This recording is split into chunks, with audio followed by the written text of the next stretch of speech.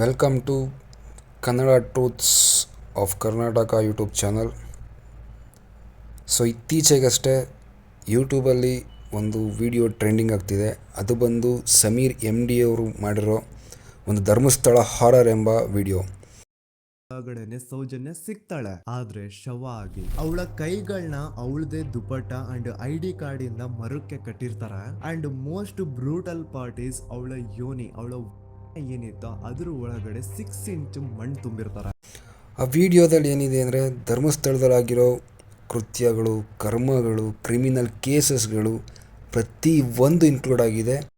ನೋಡ್ಕೊಂಡು 21 ಸೆಪ್ಟೆಂಬರ್ 2012 ಮನೆಯಲ್ಲಿ ನಾರಾಯಣ ಹಾಗೂ ಯಮುನಾ ಇರ್ಬೇಕಾದ್ರೆ ಯಾರೋ ಮನೆ ಒಳಗಡೆ ನುಗ್ಗಿ ನಾರಾಯಣನ್ಗೆ ಹೊಡೆದು ಯಮುನಾಗೂ ಸಹ ಹೊಡೆದು ನಂತರ ಅವಳು ಮಾಡಿ ದೆನ್ ನಾರಾಯಣ ಹಾಗೂ ಯಮುನನ ತಲೆನ ಒಂದು ರುಬ್ಬೋ ಗುಂಡಿಂದ ಚಚ್ಚಿ ಸಾಯಿಸ್ಬಿಡ್ತಾರ. 1977 ವೇದಾವಲ್ಲಿ ಕೇಸ್. ಅಂಡ್ ಈ ಒಂದು ಪ್ರೈವೇಟ್ ಸ್ಕೂಲು ಬೇರೆ ಯಾರ್ದು ಅಲ್ಲ, ಆ ಗೌಡ್ರ ಕುಟುಂಬದ. ಈ ಸ್ಕೂಲಲ್ಲಿ 1977 ಅಲ್ಲಿ ವೇದಾವಲ್ಲಿ ಅಂತ ಒಬ್ರು ಟೀಚರ್ ವರ್ಕ್ ಮಾಡ್ತಿರ್ತಾರ. ವೇದಾವಲ್ಲಿಗೆ ತುಂಬಾ ಕೋಪ ಬಂದು ಅವ್ರ ಸ್ಕೂಲ್ ಮುಂದೆ ಪ್ರೊಟೆಸ್ಟ್ ಮಾಡೋದ್ ಸ್ಟಾರ್ಟ್ ಮಾಡ್ತಾರ. ಅಂಡ್ ಈ ವಿಷಯ ಸ್ಕೂಲ್ ನ ಓನರ್ಸ್ಗೆ ಇಷ್ಟ ಆಗಲ್ಲ. ಸೊ ಅವರು ಆ ಕೋಪನ ಹಾಗೆ ಮನ್ಸಲ್ಲಿ ಇಟ್ಕೊಂಡಿರ್ತಾರ. ಒಮ್ಮೆ ಏನಾಗುತ್ತೆ, ಸ್ಕೂಲ್ ರಜೆ ಇರುತ್ತೆ, ವೇದಾವಲ್ಲಿ ಮನೇಲಿ ಇರ್ತಾರ. ಅಂಡ್ ಅವ್ರ ಹಸ್ಬೆಂಡ್ ಡಾಕ್ಟರ್ ಅರಳೆ ಅವ್ರಿಗೆ ಯಾವ್ದೋ ಬೇರೆ ಊರಲ್ಲಿ ಒಂದು ಕಾಲೇಜಲ್ಲಿ ಸೆಮಿನಾರ್ ಏನೋ ಇರುತ್ತೆ. ಸೊ ಅವರು ಅಲ್ಲಿಗೆ ಹೋಗಿರ್ತಾರೆ. ಈಗ ಮನೇಲಿ ಇರೋದು ವೇದಾವಲ್ಲಿ ಒಂದೇ. ಇದೇ ಒಂದು ಅವಕಾಶನ ನೋಡ್ಕೊಂಡು ಯಾರೋ ವೇದ ಮಾಡಿ ನಂತರ ಅವ್ರನ್ನ ಜೀವಂತವಾಗಿ ಸುಟ್ಬಿಡ್ತಾರ. 1986 ಅಲ್ಲಿ ನಡೆದಂತಹ ಪದ್ಮಲತಾ ಕೇಸ್. ಇಂತ ಕೋಇನ್ಸಿಡೆನ್ಸ್ ನೋಡಿ, ನೆಕ್ಸ್ಟ್ ಡೇನೆ ಲಕ್ಷ್ಮಣ್ ಅವ್ರ ಮಗಳು ಪದ್ಮಲತಾ ಕಿಡ್ನಾಪ್ ಆಗ್ತಾಳ. ಸುಮಾರು 56 ದಿನ ಅವಳನ್ನ ಯಾರೋ ಕಿಡ್ನಾಪ್ ಮಾಡ್ತಾರೆ. ಅಂಡ್ ಆ 56 ದಿನ ಡೈಲಿ ಅವಳನ್ನ ಶೋಷಣೆ ಕೂಡ ಮಾಡ್ತಾರ. ನಂತರ 56 ದಿನ ಆದ್ಮೇಲೆ ಪದ್ಮಲತನ ಬಾಡಿ ನೇತ್ರಾವತಿ ನದಿಲಿ ತೇಲ್ತಾ. ಇಷ್ಟು ಕೇಸ್ಗಳ ಬಗ್ಗೆ ಎಕ್ಸ್ಪ್ಲೇನ್ ಮಾಡಿದ್ದಾರೆ. ಬಟ್ ಆ ಹುಡುಗ ಬಂದು ಅದನ್ನೆಲ್ಲ ಇನ್ವೆಸ್ಟಿಗೇಷನ್ ಮಾಡಿ ತುಂಬ ಡೀಪಾಗಿ ಹೋಗಿ ಸ್ವಲ್ಪ ಏನೋ ಇನ್ಫಾರ್ಮೇಷನ್ ಕಲೆಕ್ಟ್ ಮಾಡಿದ್ದಾನೆ. ಬಟ್ ಈಗ ಎಷ್ಟೊಂದು ಜನ ಹತ್ರ ವಿರುದ್ಧವಾಗಿ ಮಾತಾಡ್ತಿದ್ದಾರೆ. ಅವ್ರಿಗೆಲ್ಲ ಏನು ಗೊತ್ತಾ ಸರ್, ಒಟ್ಟಿನಲ್ಲಿ ಯಾರೋ ಒಬ್ಬ ಬೆಳೀತಾವನೆ ಅಂದರೆ ಅದನ್ನು ಕಾಲಿಳಿಬೇಕು, ಎಲ್ಲ ಮಾಡಬೇಕು ಅಂತ ಟ್ರೈ ಮಾಡ್ತಾರೆ. ಮಾಡಲಿ, ಬೇಡ ಅನ್ನಲ್ಲ. ಬಟ್ ಈ ಮಧ್ಯ ಜಾತಿ, ಧರ್ಮ, ದೇವರು ಪ್ರತಿ ಒಂದು ಬರ್ತಿದೆ. ಕೇಳೋದ್ರಲ್ಲೂ ಜಾತಿ ಧರ್ಮ ಅನ್ನೋದು ಎಲ್ಲಿಂದ ಬಂತು ನನಗಂತೂ ಗೊತ್ತಿಲ್ಲ. ಅವನಲ್ಲಿ ಆ ಥರ ಇದ್ದಿದ್ರೆ ಅವನು ಬೇರೆ ಥರ ವೀಡಿಯೋಸು ಮಾಡಿದ್ದಾನೆ. ಪ್ಲೀಸ್ ಅದನ್ನು ಹೋಗಿ ಆ ಯೂಟ್ಯೂಬ್ ಚಾನಲಲ್ಲಿ ನೋಡಿ, ಫಸ್ಟು ನೋಡಿ ಆಮೇಲೆ ಮಾತಾಡಿ. ಧರ್ಮಸ್ಥಳ ಅಂತ ಯಾಕೆ ಎತ್ಕೊಂಡಿದ್ದಾನೆ ಅಂದರೆ ಆ ಒಂದು ಜಾಗದಲ್ಲಿ, ಪರ್ಟಿಕ್ಯುಲರ್ ಆ ಒಂದು ಜಾಗದಲ್ಲಿ ಆ ಕೃತ್ಯ ನಡೆದಿದೆ. ಬೇರೆ ಯಾರ್ದು ಅಲ್ಲ ಸರ್. 15 ವರ್ಷದಿಂದ ಅನ್ಸಾಲ್ವ್ ಆಗದೇ ಇರೋ ಒಂದೇ ಒಂದು ಕೇಸು ಸೌಜನ್ಯ ಕೇಸಲ್ಲಿ ಇಲ್ಲಿವರೆಗೂ ಏನೇನಾಗಿದೆ ಪ್ರತಿ ಒಂದು ಎಕ್ಸ್ಪ್ಲೇನ್ ಮಾಡಿದ್ದಾರೆ.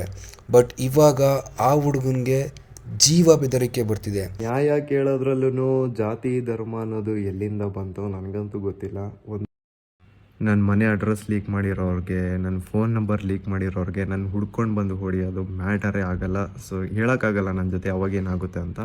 ಹಾಗಾಗಿ ಆ ಹುಡುಗಂದು ಏನೇ ಒಂದು ಆಗಿರ್ಬೋದು, ನಂಬರ್ ಆಗಿರ್ಬೋದು, ಅಡ್ರೆಸ್ ಆಗಿರ್ಬೋದು, ಪ್ರತಿ ಒಂದು ಲೀಕ್ ಆಗಿಬಿಟ್ಟಿದೆ. ನೆಕ್ಸ್ಟ್ ಆ ಹುಡುಗಂಗೆ ಏನಾಗುತ್ತೆ ನನಗೆ ಗೊತ್ತಿಲ್ಲ. ಯಾಕಂದರೆ ಅವನು ಎದುರಾಕೊಂಡಿರೋದು ಎಲ್ಲ ದೊಡ್ಡವ್ರನ್ನೇ ಎದುರಾಕೊಂಡವನೆ. ಪೊಲೀಸವ್ರನ್ನ ಎದುರಾಕೊಂಡವನೆ, ಧರ್ಮಸ್ಥಳ ಮ್ಯಾನೇಜ್ಮೆಂಟ್ ಎದುರಾಕೊಂಡವನೆ, ಪ್ರತಿಯೊಂದು ಎದುರಾಕೊಂಡವನೆ.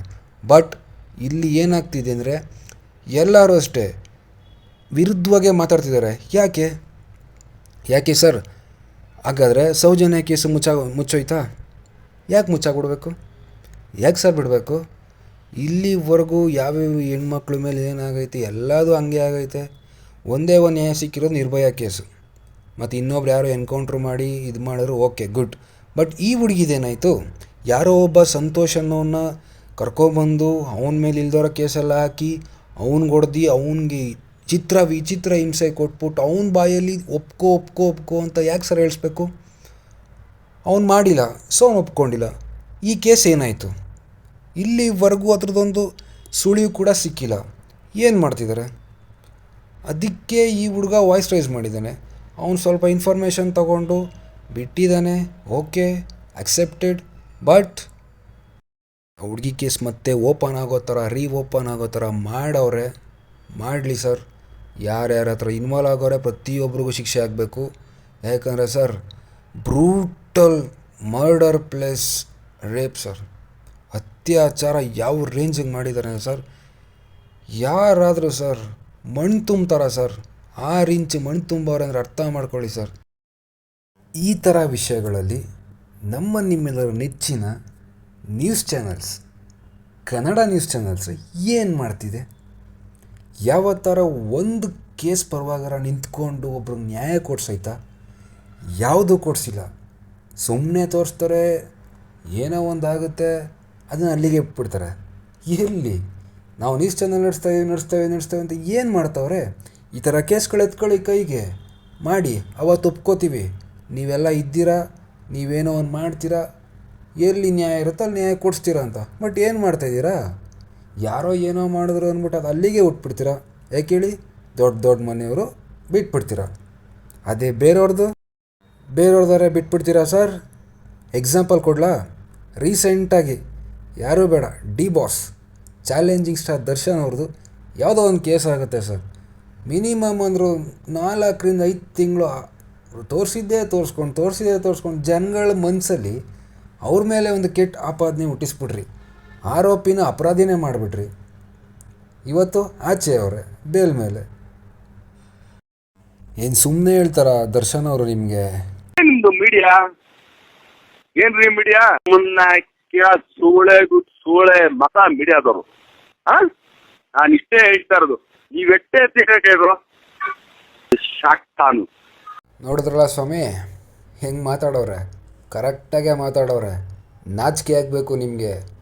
ನಾಚಿಕೆ ಆಗದಿರೋದು ಹೆಚ್ಚು. ಇನ್ನು ನಿಮಗೆ ಪ್ರತಿದಿನ ಅದು ಇದು ಅದನ್ನು ತೋರಿಸ್ತಾ ಇದ್ರಲ್ಲ. ಹೆಣ್ಮಕ್ಳ ಮೇಲೆ ಆಗೋ ಅತ್ಯಾಚಾರದ ಬಗ್ಗೆ ಯಾರು ಸ್ಟ್ಯಾಂಡ್ ತಗೋತಿಲ್ಲ? ಯಾಕೆ ತಗೋತಿಲ್ಲ? ನಿಮಗೆಲ್ಲ ಯಾವಾಗ ಬುದ್ಧಿ ಬರುತ್ತೋ, ನಿಮ್ಮ ಬುದ್ಧಿ ಬಂದಾಗ ಇಡೀ ಜಗತ್ತು ಬದಲಾಗುತ್ತೆ. ಏನು ಹೇಳಿ? ಇಡೀ ಜಗತ್ತು ಬದಲಾಗುತ್ತೆ.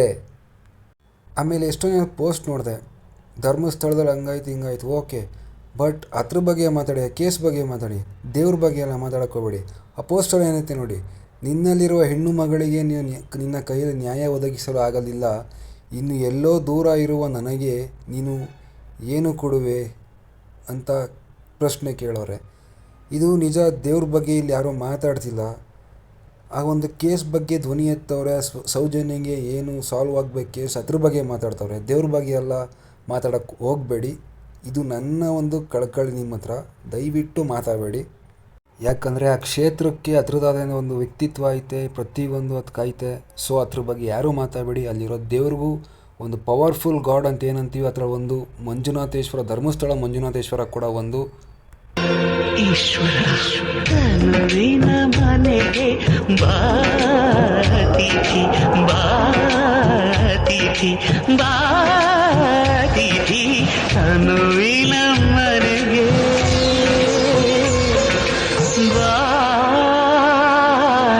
ಬಾತಿಥಿ ಬಾತಿಥಿ ಬಾತಿಥಿ. ಸೊ ಯಾರೂ ಕೂಡ ಕಾನೂನ ಕೈಗೆ ತೊಗೊಬೇಡಿ. ಆ ಮೇಲೊಬ್ಬ ದೇವ್ರು ಕೂತಿರ್ತಾನೆ, ಅವ್ನು ಯಾವಾಗ ನ್ಯಾಯ ಕೊಡಿಸ್ತಾನೆ. ಸೊ ಇಷ್ಟು ಹೇಳ್ತಾ ನಾನು ವೀಡಿಯೋ ಮುಗಿಸ್ತಾ ಇದ್ದೀನಿ. ನನ್ನ ಯೂಟ್ಯೂಬ್ ಚಾನಲ್ಗೆ ಸಬ್ಸ್ಕ್ರೈಬ್ ಮಾಡಿ, ಪಕ್ಕದಲ್ಲಿರೋ ಬೆಲ್ ಐಕನ್ನ ಕ್ಲಿಕ್ ಮಾಡಿ. ನಿಮ್ಮ ಪ್ರೀತಿಯ Kannada truths YouTube channel. Thank you. ಬೆಳಕು ಬೆಳಕಲ್ಲಿ ಕಣ್ಣ ಮುಂದೆ ಇರುವುದೆಲ್ಲ ಕಾಣ್ತದೆ, ಆದರೆ ಇದು ಬೆಳಕಲ್ಲ, ದರ್ಶನ. ಹಿಂದೆ ನಡೆದದ್ದು ಮುಂದೆ ನಡೆಯುವುದು ಎಲ್ಲ ತೋರಿಸುವ ಬೆಳಕು ಕಾಣ್ತದ.